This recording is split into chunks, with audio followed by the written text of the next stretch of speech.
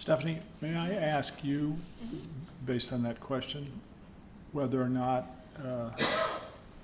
you feel in this contract it's terminable for any reason? I'm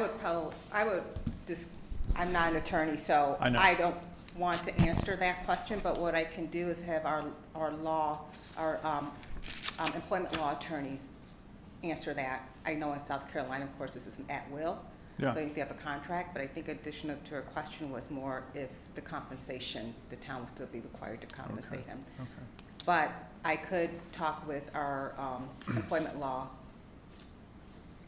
Yeah, attorney sure, and find out what the options are. and find out. But to answer the question, our contract last year also had the clause about the 1-year automatic Renewal, right, So that's I not, understand that, that's right, not yeah. different. The question I think really that would be helpful is if we felt we needed to terminate the contract, what are our options? What's the Right. provision? That Yeah. would be useful for us to know. Okay. All right, so is there any old business? I have none listed. Thank you. All right, we'll go to new business. So Stephanie, let's talk about the contract now.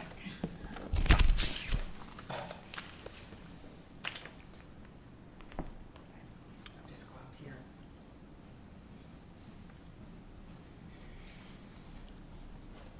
Thank you, Mayor and members of council.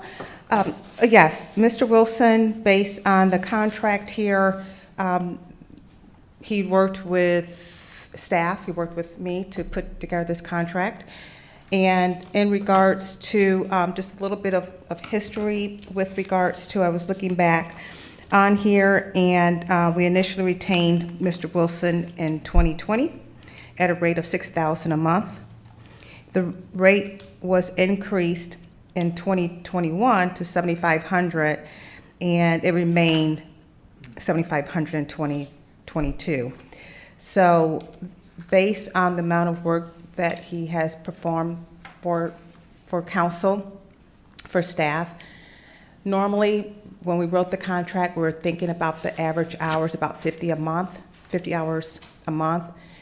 It fluctuates, but it's roughly about 70 hours, 60 to 70 hours a month that he puts in. And so, and also based on the fact that we did not do an increase last year, and staff has been pleased, as far as I know, former councils and mayor and this current council is pleased with the services that he provides, that he did ask to increase his rate from $90,000 a year to $120,000 a year, I believe. If I did my math really quick in my head, did I do that right? Yeah, $120,000 a year.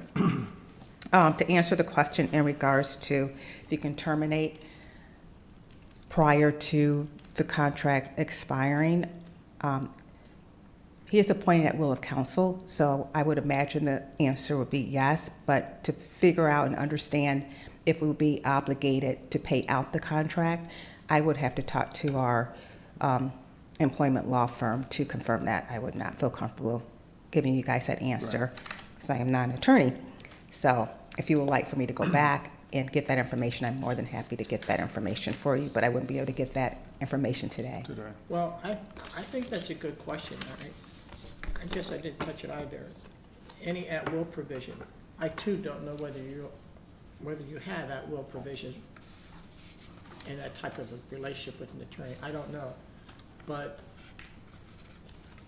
you know, if you could get an answer to that stuff between now and 2 o'clock, that would be, if there are such, if that is common practice, one, and I guess two, to talk with Joe the extent to which some type of a provision of, I don't know, could be included, or at least, if not for the 2 o'clock meeting, that it would be under, it would be a good answer to this question. Yeah, I can try to get the answer before 2 o'clock. If nothing else, if we don't, you all, as mayor and council, you could amend, if you decide you want to move forward with it, in terms of your only concern really is having that 60-day clause put back into the contract. We could, your recommendation to council, because this is a recommendation, you guys aren't making the approval. You'll be making a recommendation to town council to either add that clause in, if I do not have an answer before 2 o'clock. Yeah, Okay. my head's going, we were at will, but yet it was all governed by, we were all Legal employees and, yes, but this Joe isn't an employee, so. That's correct, Yes. buddies, yeah. So it's just That a little will, yeah. So, I have a question. What is the fundamental difference between a one-year contract with an automatic one-year renewal and a two-year contract? What is the fundamental difference there? I don't know of any fundamental difference, with the exception of that when it's time, when it comes up for consideration for renewal, there would have to be reasons that the mayor and council decides that they don't want to renew those reasons. And I think those reasons would have to be either something egregious, his work performance. He decides that the council and the town council decide that they do not want to continue the relationship and decide to terminate that agreement, not renew that second year. A reason or not, but that gets back to the notion of at will. That's correct. You just, Yeah, and yes. it- Doesn't have to be a reason. Yeah, I think it'd be useful if you can find out by 2 o'clock. It'd be nice to know, okay, so if we since, let's assume it's at will, we decide for whatever reason we're gonna terminate, what is then the provision? Is there, is it 60 days notice and you get paid during the 60 days? Let's figure that out, the cost and the trigger. That'd be great. Yep. That'd be helpful, great. Thank you, Stephanie. So is there a motion, we recommend this to council once we understand the answers to this question, either now or later? yeah, I'll make a motion, Dan, that it's, we recommend to council with these provisions or with these questions being answered. Raised. I Okay. think they're all valid questions. I'll second that, because we'll get another shot at this here at 2 Right. o'clock. Okay. Yep, All this right. is just a recommendation. All those in favor say aye. Aye. Aye. Those opposed? Okay, we'll recommend it to council, and we'll get some more information at that meeting. Stephanie, since you're still up, item B is I see you. review and recommendation for the approval of Is a he ready? contract with Placer. Oh, hi Clayton, how are you? Oh, there you Can't go. hear you. Speak up a little bit. I can't hear you. I can see your mouth moving. Nope. Can you hear us? Okay. A second, we're checking on our end, make sure the volume is turned up or. Just 1 second. We're going to check on our volume.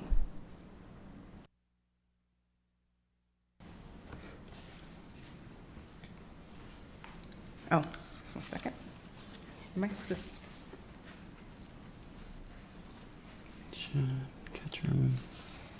And while he's working on that, I know we can't hear you, you can hear us, but you know that you'll be sharing your screen? Okay, so if you want to start doing that, you're more than welcome. Okay, great, thank you.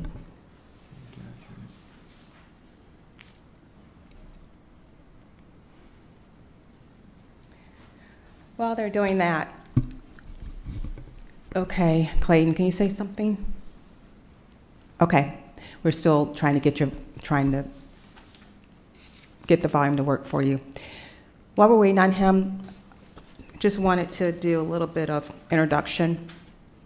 So Placer is essentially a software program that, as you'll see momentarily, is able to track trends, information, is able to track, and it tracks through the cell phone service. So what it's able to provide the town, as well as some of our other community partners that will like for us to generate reports for them, is that we're able to see where people are at, how many are on the island at any certain time, where they're located, how many go to the sanctuary, how many go to Freshfields.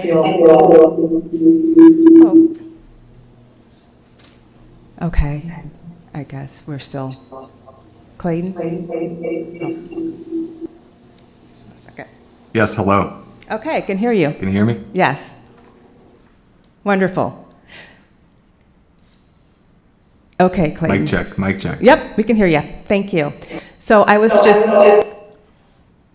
just doing a quick overview while we were waiting for you to pop up, just to talk about all the great things that this tool is able to provide the town and our community partners if they're looking for a report. I found out about Placer through Edens at a state ATAX committee meeting. They were able to show all the different types of data that they're able to glom from this. You can use it from an economic development standpoint. We can use it from a short-term rental standpoint. Code enforcement, we can see what how many visitors are on the island, maybe use it for emergency management purposes. So this is a tool that I believe be very beneficial for council and for staff, and I just wanted to give you all an opportunity to see if you think the same as I do. So Clayton, from there, I will turn it over and let you do your quick presentation and answer any questions. All right, thank you, Stephanie, and yeah, appreciate you all listening in this afternoon here. So, as Stephanie mentioned, my name is Clayton Demanis, and I'm happy to show you around Placer today. So, before I give you all a very brief demonstration, just first wanted to give you a little bit of information in terms of how we do what we do, just to bring a little bit more light to that. I'm not sure how much Stephanie mentioned since I was it was muted for me, but in terms of what we do, we essentially collect mobile location data from about 10% of the population. So we look to see where about 32 million devices just go in their everyday lives, whether they're sitting at home, vacationing at Kiowa Island, or whatever it might be. And as we collect that location data, we can then apply it to any physical space you're interested in learning about. And not only can we tell you how many people go to visit various locations, either around the island or even the entire island itself, we can tell you where visitors to a location live, where they work, where else do they go other than the various places that we're looking at throughout the island. We'll have demographic data, psychographic data, sociographic data, which gets more into what do people like to do. So again, truly a wealth of information that you can call upon any location. This is a bit of an overview in terms of different use cases of how we see other communities utilizing our data.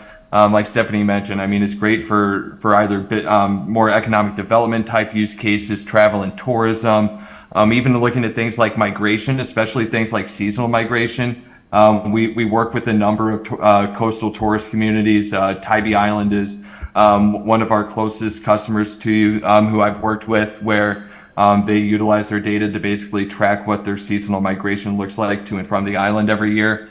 But then we can also look at things like disaster recovery as well. There's actually a couple of communities right now in Southwest Florida that didn't get hit heavily by Ian, but now they're looking at Placer as a tool to measure where do people go when they evacuate.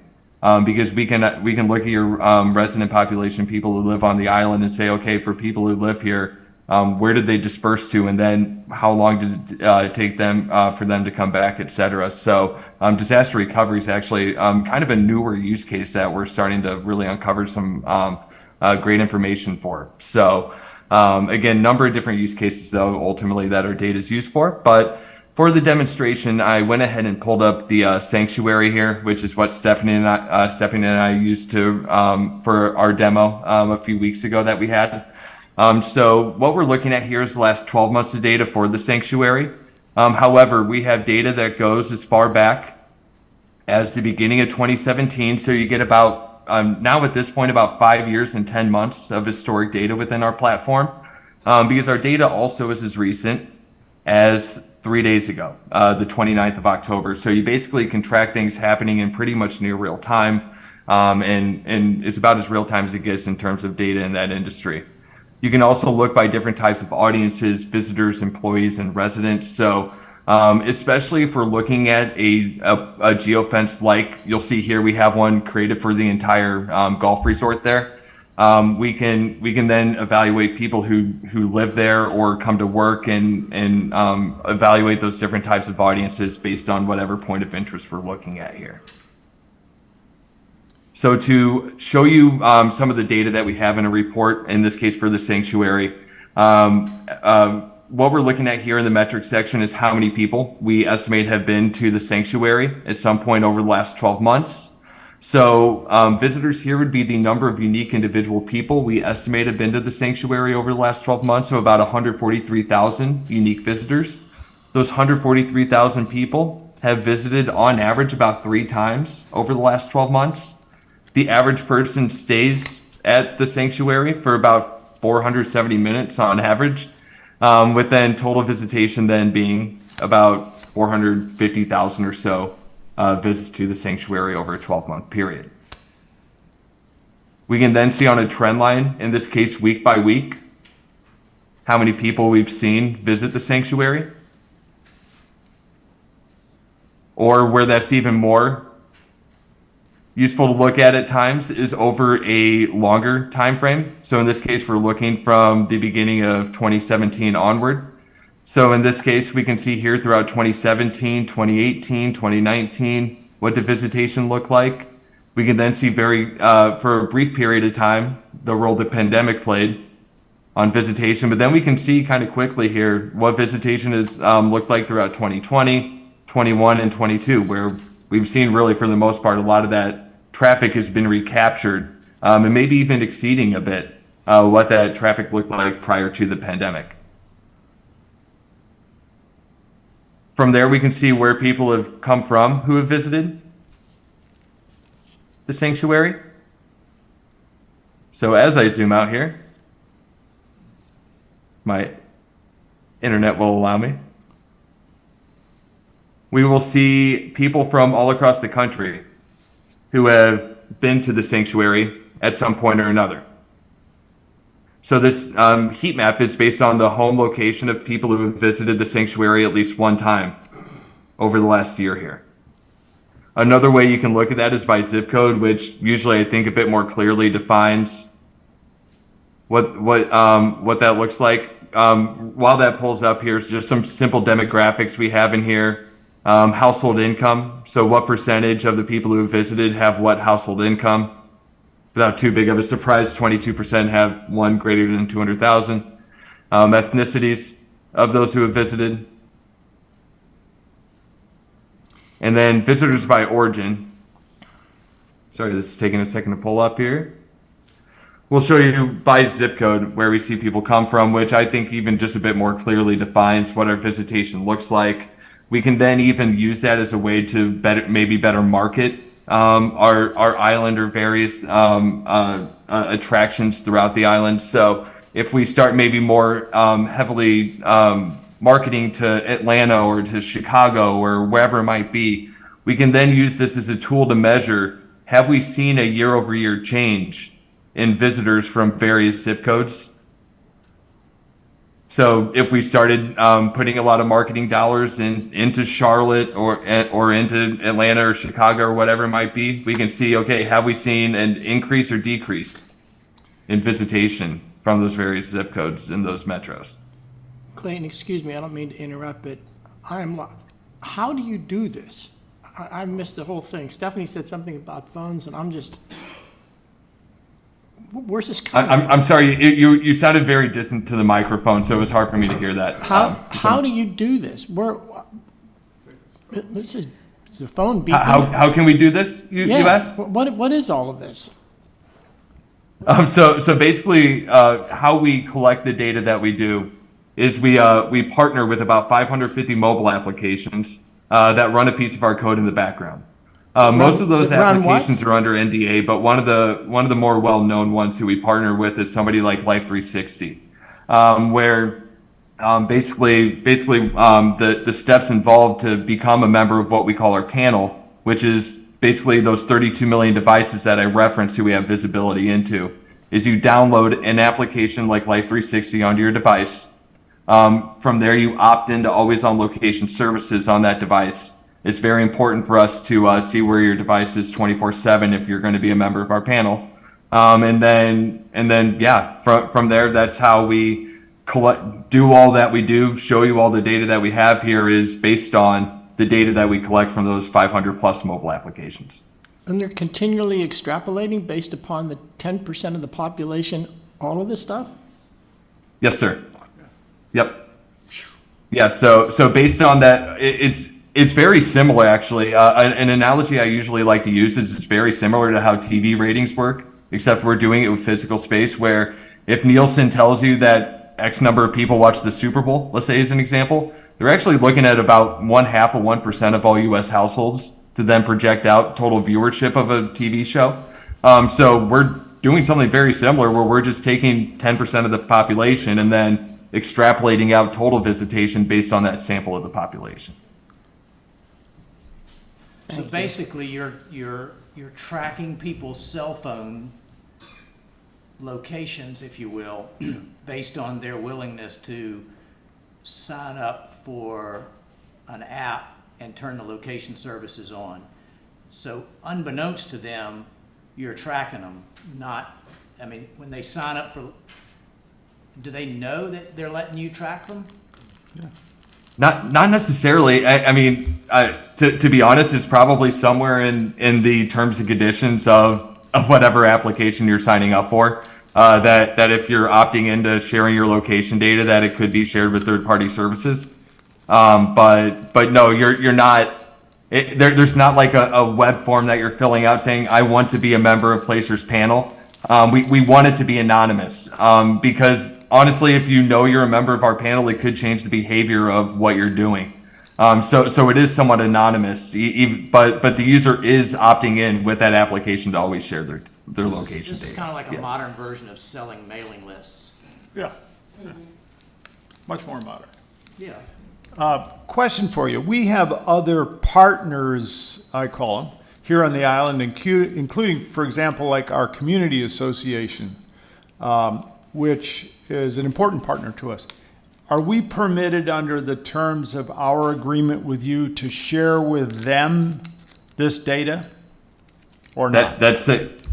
Oh, I'm sorry, I didn't mean to interrupt, sir, but yeah, absolutely, yes. That's a major use case actually is sharing this data with partners of yours and those who you think would benefit from it. Yeah. Okay, all right. That's useful because I think the resort, certainly Kika, traffic patterns, a whole bunch of stuff could be available to us, which might be useful to people. Yeah, Right, even some of the smaller merchants that may not be able to pay for the business license costs, they can reach out to us and we're able to run a variety of reports to be able to provide them at a service from the town. I like it. Amazing. Yeah, absolutely. Just a couple of other points of interest I think you all would find valuable. Favorite places here shows you other than the sanctuary, where else do visitors of the sanctuary go over the time frame we're looking at? So this is looking across all categories. So how this reads here, everyone, is of the people who have been to the sanctuary, 67% of them have also been to Freshfields Village over that same time frame, or 48% of them have been to the ocean course over that time frame. So, and you can break that down by any category you want. So if you wanted to see hotels, for example, there you go. Or which airports did they fly through most commonly? Great. Or, yeah, so you get the point. I mean, you can break that down and get whatever information in terms of shared audiences that you'd like to out of there.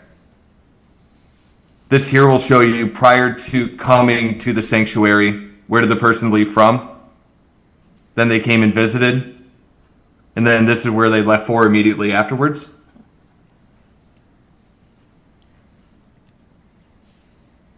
That's great.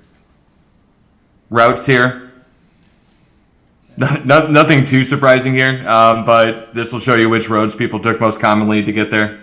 Really not too many options there, so. We're painfully aware of that. I'm sure. Hourly visits, pretty self-explanatory. We'll show you, in this case, overnight visitation or to the sanctuary. Then we'll actually see when it drops off kind of during the day hours when people are out golfing and on the beaches. Then we can see how things look like.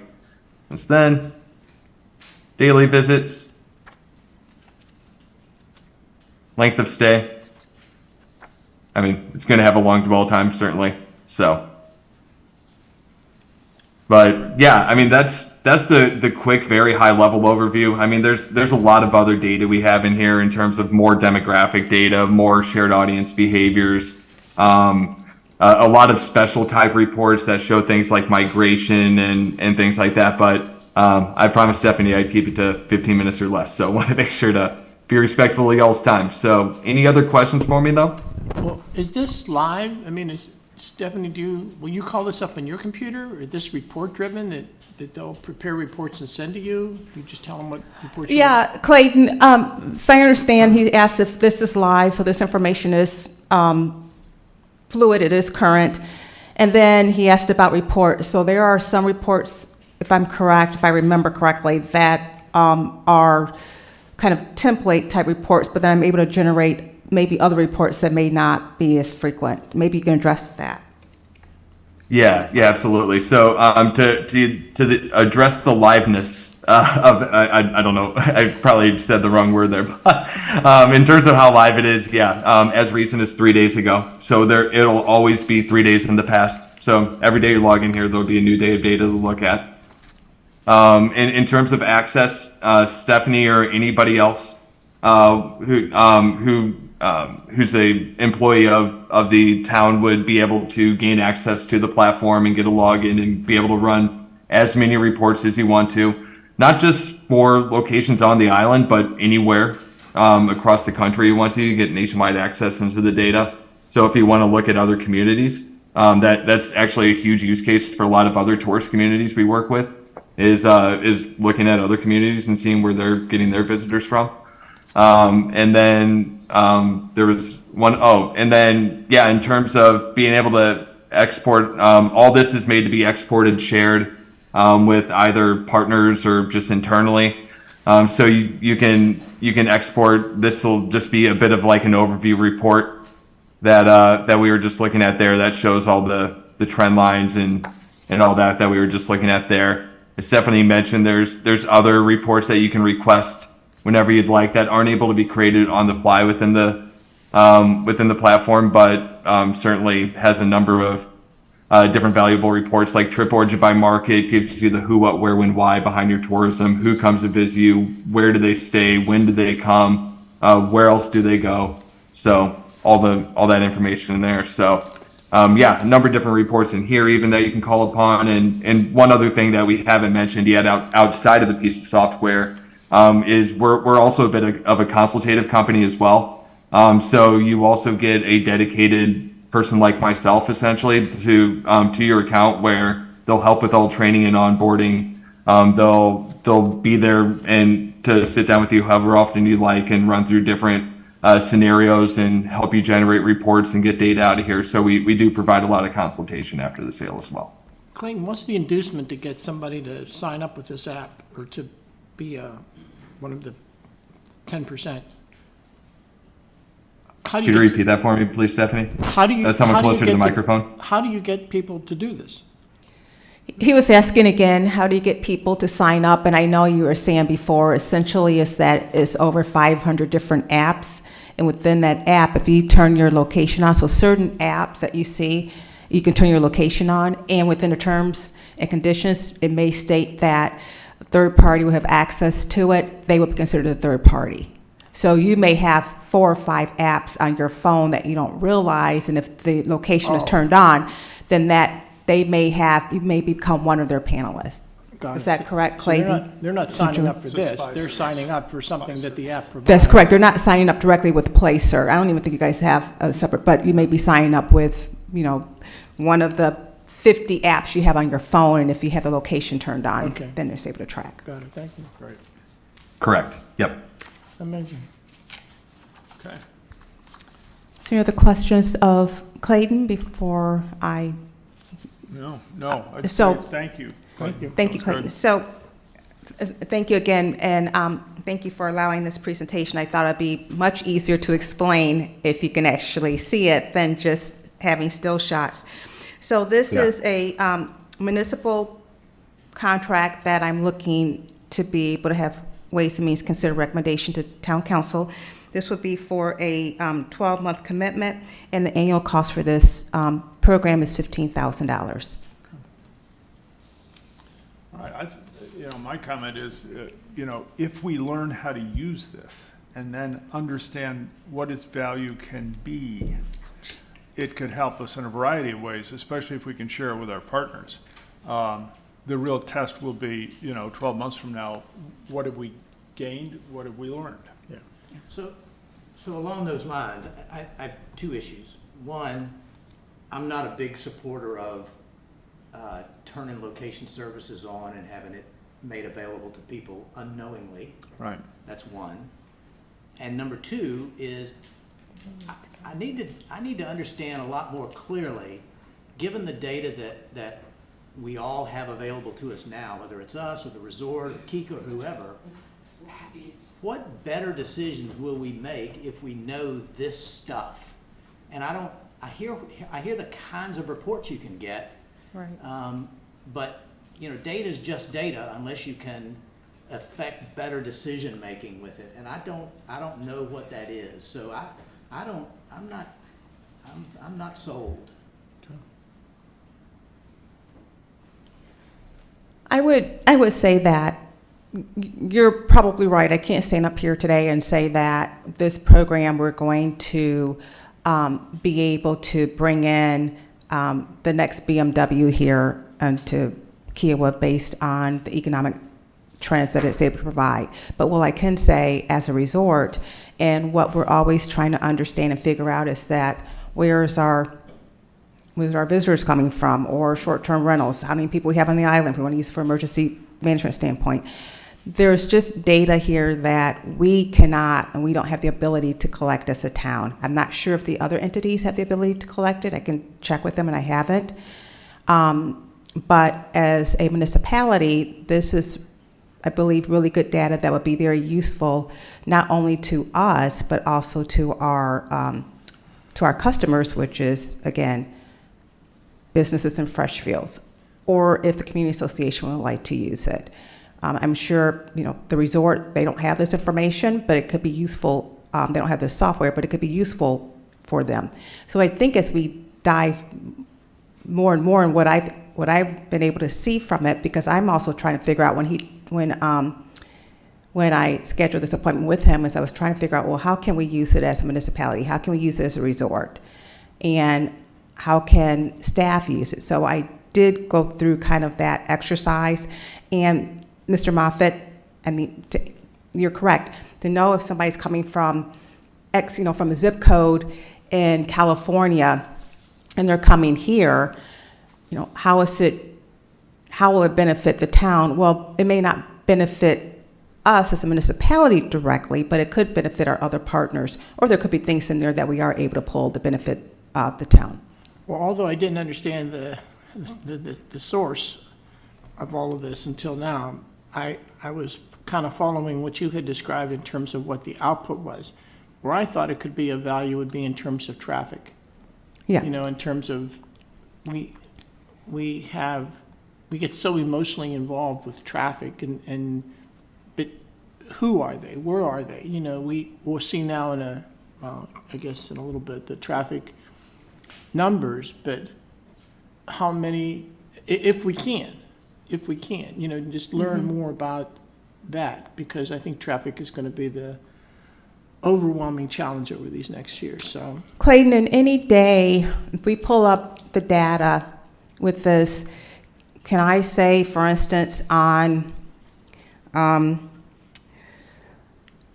Friday, whatever Friday's date was, October 29th, maybe, or 28th, are we able to, from a traffic standpoint, say, at least, of course, this is just giving an example of, how many people are going through or traveling on the roads or going through the gate, behind the gate, are we seeing a lot of them coming from other than 29455 zip code, or maybe there's another report that we're able to pull and look at that information? Yeah, I mean, absolutely. Yeah, you don't have to necessarily look at like a physical like a physical space, like the sanctuary, maybe let's say as an example. I know I mentioned a customer of mine, Tybee, before, but what you just asked kind of gave me a reminder of something that they did, that they found a lot of use in, is utilizing what we call traffic pins in here. So it used to be, as I zoom in here, there's only one road into and out of Tybee Island, Georgia. It's this one we're looking at right here. And they used to have a laser counter right here that would just count how many cars went back and forth. But one of the things that they really found useful about utilizing our data is that instead of looking at determining how many cars are going onto or off of the island, we're looking at how many people are coming onto or off of the island. Because one of the examples that I used actually when I was on this exact same call with their council is let's say if a bus full of people come onto the island, their laser counter is only counting one vehicle entering the island. However, though, if that bus has 50 people on it, statistically, if you just look at 1 out of every 10 people as a member of our panel, 5 people on that bus are a panel member of ours. So we're factoring in to affect that our algorithm would say about 50 people are then entering the island. So that's something that was really useful to them, is utilizing these traffic pins to really get not only, okay, how many total people do we think are coming onto or off of our island, but then also in things like, again, emergency situations, this came up with them where they wanted to see, okay, as people are leaving the island going through that traffic pin, where are they dispersing to? So then they're looking at just that day or two on the map when people were evacuating to then see, okay, for people who left the island, and similar to what we were looking at before with that heat map, where are they going off to? Or if we're just looking at it from more of a standard day to day, where are people coming from who just come into our gates and play golf or stay at our resorts or doing whatever they're doing here. So, You know, one of the things I could see this helping us is in our constant quest to figure out how to improve our county highway system to get here and back. If we knew where the employees lived This also, and what their commute pattern was every day, Monday through Friday, we'd have a better idea of which road circumstances need to be improved now to just support the employees. And then we can also see, where guests have come from, and like the example of how do they get from here to the airport and stuff. That stuff could help us, and we're guessing now, other than traffic counts and stuff. Absolutely. and I don't know, Clayton, if you heard that. Essentially, he was saying that we would be able to use this to be able to track, for instance, employees. yeah, which is another huge use case here is sorting by employees here. So we would look at more of that entire resort geofence that we have, and then sort by employees to then be able to show you, okay, here's how many people come to work here, here's where they live, here's our employment catchment area, so to speak, of where we draw people in from who come to work here. And then how has that changed over time? I mean, a number of other data points that you can ultimately get there, including how do they commute here, what roads do they take, all that as well. So, Right. And I would also, I think, reiterate that from our state ATAX committee, when we're always trying to figure out and justify Yes. the percentage of visitors. Well, with this, and right now, we used to be able to get some of the data from the community association that we can't get, and we try to go to the resort or Andale Inn, and we're not necessarily able to provide, to get all the information that we might need, so this is able to provide us That with crossed my mind, too. with that information as well. So, and it may be able to help us, and we'll have to figure out maybe how we can do that, but maybe track some of our short-term rentals, because we do also have issues with trying to understand, how many people are coming through, getting passes, et cetera. Thank you. You're welcome. Questions from members of Ways and Means? John? So if we did this, where would the money come from for this 15,000? We can use some of this restricted if we have it be in place for visitors, so it'll be 80-20. Yeah, remember, another big component of the budget for this island 70-30, is our wasn't it? visitors. 30, yeah. Better Used understanding to be them, 20. 70-30. Yeah, it used to be 80-20, but I said, I thought it says 70-30. now 70-30. So no more than 70% would be paid from, 70% restricted, 30% unrestricted. Unrestricted. So 70% restricted funds. Well, Other questions? I'll move we recommend this to council. Is there a second? I'll second it. All those in favor, say aye. Aye. Aye. Opposed? opposed. 1. The motion passes 2-1. Thank you. Thank you. And I believe Clayton is going to stand by for 2 o'clock in case another presentation is warranted, correct? Clayton? Yes, I'm available. So Thank yep. you. I think we're going to go into a different meeting at 1:30, so I'm not sure how, Michael, you're going to want to do Clayton, but I'll go ahead and turn the meeting back over to Chair Mr. Prickett. Okay, thank you. It's time for the chairman's report. I have a comment I'd like to make that is not a report per se, but for those of you who haven't seen it, I've had a chance to review the draft of our sort of annual fiscal report on the town. I want to commend the staff and the audit committee who worked on this. It's very comprehensive. It's easy to understand. I invite everybody in the town to take a hard look at it. It's a very good report, and you understand the importance of our revenue sources and the way we operate, how much money we spent this year, how much is in reserve. So I want to commend both the audit committee and the staff. Thank you, Dorota, and your staff for the report that you did. Dorota is now going to report on the first 3 months of our new fiscal year. Yes, and I'll be brief. At the end of the first quarter, I just want to move to the balance sheet, but at the end of the first quarter, our total fund balance was about 28.8 million, which is about 2,700 increase compared to June 30th. Of that amount, about 57% or 16.5 is in a general fund. And looking at the budget report, overall, both revenues and expenditures, you can go to the next slide, Michael, too, are reasonable and within the budget. The one revenue source, which is interest, is over the budget, and it's expected to continue.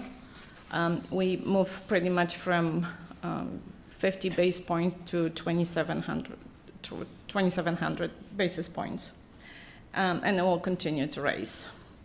The expenditures are also reasonable and in line with the budget. The total expenditures to date are about 2 million or 17% of the total budget. So for the first quarter, if it's below 25%, it's good. And those positive variances, though, relate to the timing of how we are billed by some of the vendors. And that's pretty much it. And I just want to add one comment about the audit. Our contract with the auditors was for 4 years, as the statute recommends every 4 years to rebid that contract. And audit committee discussed it. Some of the members were in favor of not rebidding, just leaving the audit firm we have, but some want to rebid, but I'm going to go ahead and put a bid out next month, or we in November, so in November. Yeah. And we'll also invite the current auditor to bid. What they would do, probably they would change the partner or the team that works on it, but we want to do that, and we'll come back for your approval sometime beginning of next year. Okay. So we're required to do that in any case, so. Yes, it's a good practice. Yeah. Great. So, thank you. Questions of Dorota? Just with the 30,000, is the restitution complete? So, no. So, the former treasurer, he pays us 600 a month normally. And it was just a shocker because we just got a check for 30,000 on top of 3 months of 600. We got 30,000, and he continues doing it. I even called the court because I didn't know what should we expect, if this is maybe like a final payment and the restitution terms has changed, but no. So I don't know why we got it, but we got it. So they still an So outstanding. we still have about 60,000 owed. Mhm. Okay, great, thank you. Thank you very much. Any other citizens' comments? Maura?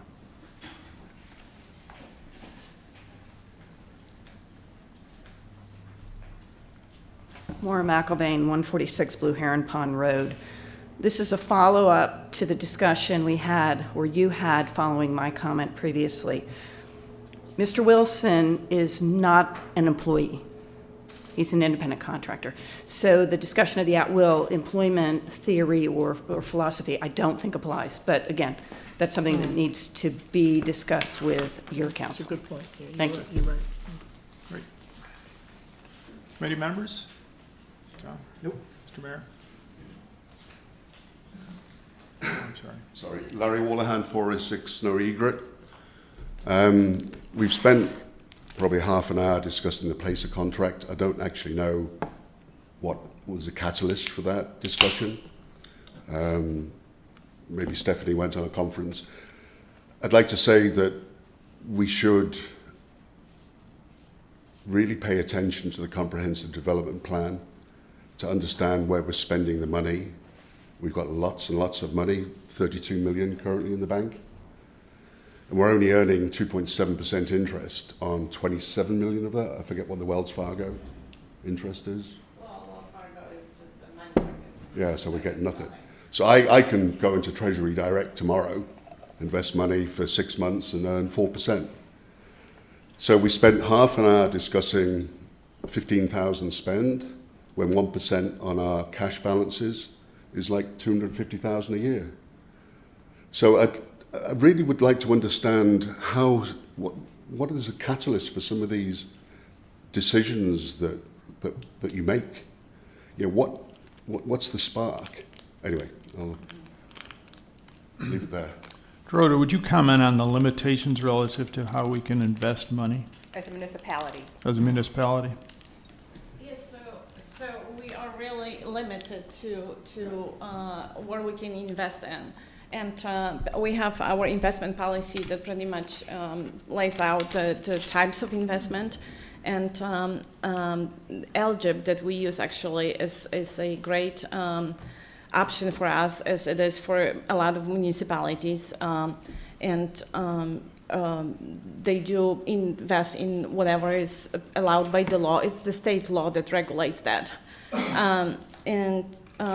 As far as keeping money in Wells Fargo, the recent earning interest rate that kind of help, or in a calculation, how much, what's the minimum we have to keep there to offset the banking fees. So that's how every month I calculate that, until June, the interest rate were nothing everywhere. And we can't really go past 5 years, for example. LGIP that we keep majority of our investments, they are short term. At some point they were looking at coming with the long term or longer term types of investment, but it never happened. That's the answer. Suffice to say, it's all highly regulated. Go ahead. Ask yeah, would you go to the microphone so we can hear?